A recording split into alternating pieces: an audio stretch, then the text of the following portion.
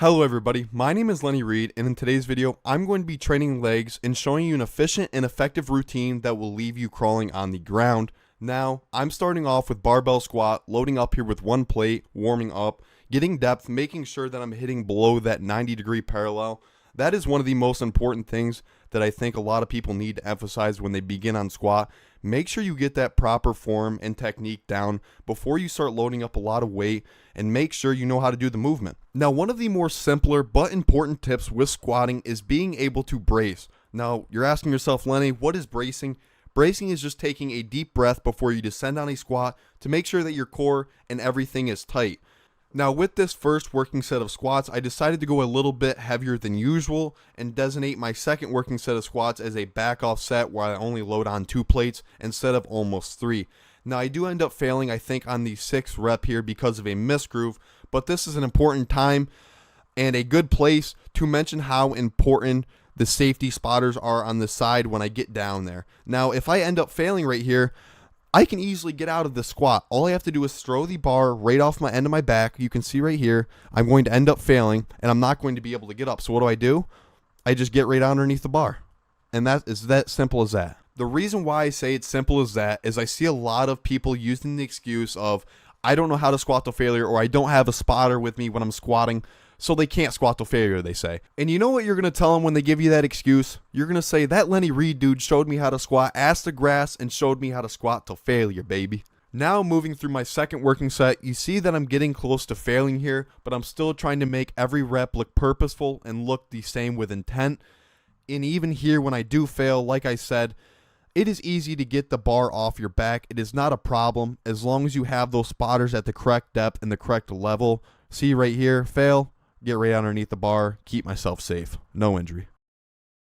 Now, getting started off with our second leg day movement, we have a hamstring barbell RDL. Now, this is not one of my favorite hamstring movements, as probably the seated hamstring curl is my favorite, but it is currently broken and in need of maintenance right now at KFC, which makes me sad and almost shed a tear, to be honest. But I knew that was not going to stop me from getting a gnarly hamstring pump still, so we got loading up the barbell and we got doing some RDLs. Now, one of the key tips that I do have for barbell RDLs is making sure that you have your feet and toes slightly pointed outwards so you can get a better feel for that hamstring when you are doing this movement. It has helped me, and I think it would benefit you as well. Now, talking about one of the points I made earlier, the one main reason that I prefer the seated hamstring curl over a RDL like this is the reason that I can get extra reps out of a set, because the limiting factor on RDL is mostly grip strength and not your actual hamstrings giving out. So being able to go to failure on a seated hamstring curl machine and get partial reps out of it,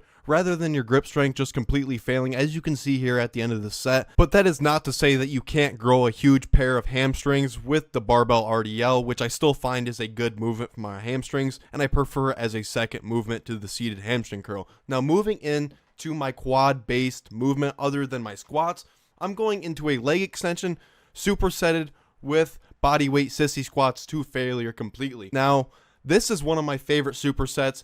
If you want to walk away from the gym, actually not walk away, if you want to crawl away from the gym, this is the superset for you. Now, the amount of tension and blood flow that goes to your quads when you do a leg extension set and then superset it with body weight sissy squats is unmatched. You will get complete leg gains out of this. Going and taking this to failure is something that not a lot of people will be able to do. It takes another mindset, because this is a death superset. I mean, going right into it after a leg extension set is almost nuts. I mean, you can see the pain that I'm going through when I'm executing this movement.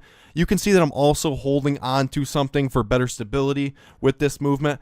I'm making sure that my toes are pointed a bit outwards, emphasizing the inner quad, and then I'm making sure that I'm getting tension and feeling them throughout the whole entire set. And see, I was not kidding. You can see me damn near crawling right here, having to pick myself up, almost not being able to even stand. Now, I did do one more working set for this pair of superset.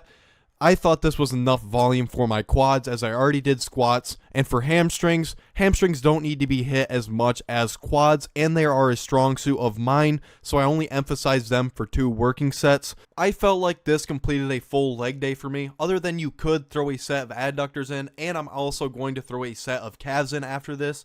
I do feel that calves do need to be hit often, and they will grow if you train them with intensity, just like any other muscle group. Now, getting towards the end of this working set, my quads are completely fried and I can barely get off the leg extension machine, but I go in towards the body weight sissy squats with intention, with intensity, and with gains in my mind. There's no really playing around when it comes to leg day, and you either want it or you don't, in my opinion. So you have to decide when you get to the gym if you want to be a failure, if you want to be a loser. Shout out to Tom Platz, but you get the idea. You have to keep the same training intensity that you would with any other muscle group and any other day. There's no half-assing this. You have to decide how bad you want this shit. So getting into my last movement, we are going to be doing a calf extension machine. I would rather this machine be vertical like one at Planet Fitness rather than a more horizontal calf extension machine, as I don't feel as much tension, but I'm still trying to take them to failure and get gains with this machine. It's not really the movement or exercise selection that you're picking for any base muscle group, but is matter of the fact of intensity and how hard you are training. And with the wrapping up of these calf extensions, that ends today's video. I just want to thank everybody for tuning in. Have a great night.